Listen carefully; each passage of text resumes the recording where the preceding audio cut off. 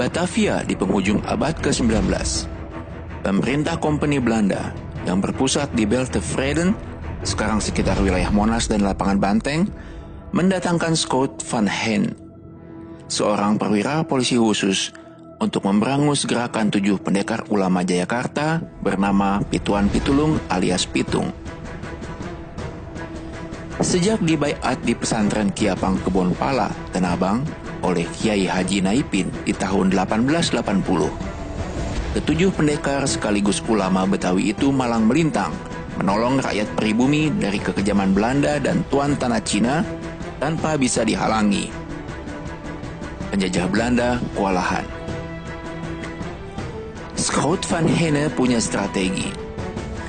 Selain mengerahkan pasukan Marsose yang terdiri dari orang-orang pribumi pengkhianat yang dibayar untuk bekerja demi kepentingan penjajah, dan juga mengerahkan polisi reguler dan juga para tukang pukul tuan tanah Cina yang biaya operasinya banyak yang berasal dari setoran para tuan tanah Cina di Batavia. Van Heyne juga menggunakan perang yang tidak konvensional, yaitu memproduksi berita-berita penuh fitnah terhadap Pitung yang dimuat 2 koran ternama Batavia, yakni Hindia Olanda dan Lokomotif. Sosok Pitung yang merupakan para pendekar ulama yang sangat tawadu, zuhud, namun memiliki ilmu yang tinggi di dalam ilmu agama maupun dunia, termasuk ilmu main pukul, difitnah sebagai bajingan perampok, pemerkosa dan penjahat kriminal. Upaya Van Heyne untuk mencitrakan Pitung sebagai gerakan kriminal menuai hasil. Warga Batavia dan Jayakarta pun berpandangannya pecah. Ada yang percaya dan termakan tipu daya Van Heyne, namun ada pula yang tidak tertipu propaganda murahan itu.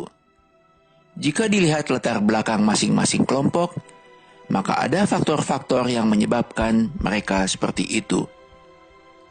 Pertama, kelompok yang termakan propaganda penjajah.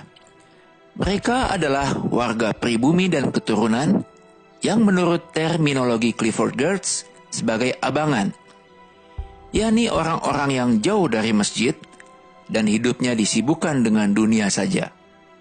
Bisa jadi, mereka secara resmi beragama Islam, namun kesehariannya jauh dari masjid dan Al-Quran. Mereka bergaul dengan sesama mereka, setiap hari sibuk membaca berita dari koran-koran resmi Batavia, media massa mainstream yang didukung rezim penguasa, yang sebenarnya berisi racun dan penuh dengan tipu daya serta propaganda busuk. Media-media massa yang didukung penguasa inilah yang sepenuhnya berfungsi sebagai corong propaganda untuk melanggengkan penjajahan yang tengah berlangsung dan menipu para pembacanya. Kedua, kelompok yang tidak percaya propaganda penjajah. Mereka ini adalah kaum yang dekat dengan langgar dan masjid, yang suka mendengarkan pengajian dan khutbah dari para ulama, ustadz, kiai, dan sebagainya. Sebab itu, mereka tidak pernah percaya propaganda dari kaum penjajah. Terlebih lagi mereka yang tengah berkuasa adalah para kafirin. Kaum seperti ini adalah kaum yang tercerahkan, yang kritis, dan mampu menilai situasi kondisi bangsa dengan jernih. Karena mereka jauh dari corong propaganda kaum penguasa yang kebanyakan berisi hoax. Tahun berganti, sejarah pun berjalan, masyarakat tetap terbelah. Kondisi warga Jayakarta dan Batavia di penghujung abad ke-19 masih kental terasa. Ada yang mati-matian percaya dan yakin dengan pendapatnya. Bahkan saking cintanya, mendewa-dewakan orang yang mereka puja bagaikan Tuhan.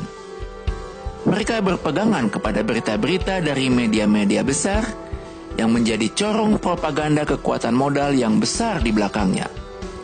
Dan uniknya, mereka ini juga jauh dari masjid dan tuntunan para ustadz, kiai, dan ulama. Mereka termasuk kaum abangan, sama persis seperti di zaman Schout van Heyne. Sedangkan kelompok masyarakat yang kritis sekarang ini juga dekat dengan masjid dan para ulama. Mereka tidak mudah dibohongi propaganda palsu media besar dan bukan termasuk generasi micin atau generasi sinetron. Sebab itu kesadaran mereka tetap terjaga dengan baik dan bisa dengan jernih melihat benar atau salah dalam suatu peristiwa. Bagaimana dengan kelompok sekarang yang notabene katanya juga kelompok Islamis, dekat dengan masjid dan juga para ulamanya, namun dalam sikap dan tindakan malah nyinyir terhadap perjuangan Islam?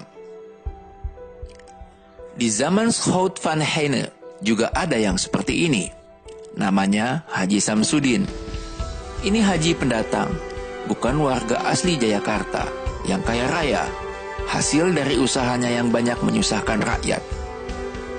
Samsudin, walau bergelar haji, namun dia menjadi sekutu bagi tuan tanah Cina dan penjajah Belanda. Bahkan dia menjadi penasehat penguasa.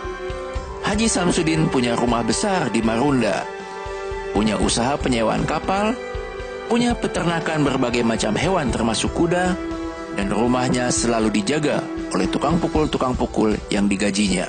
Suatu hari, ketujuh pendekar pitung yang menyamar sebagai rombongan Demang Bekasi mendatangi rumah Haji Samsudin.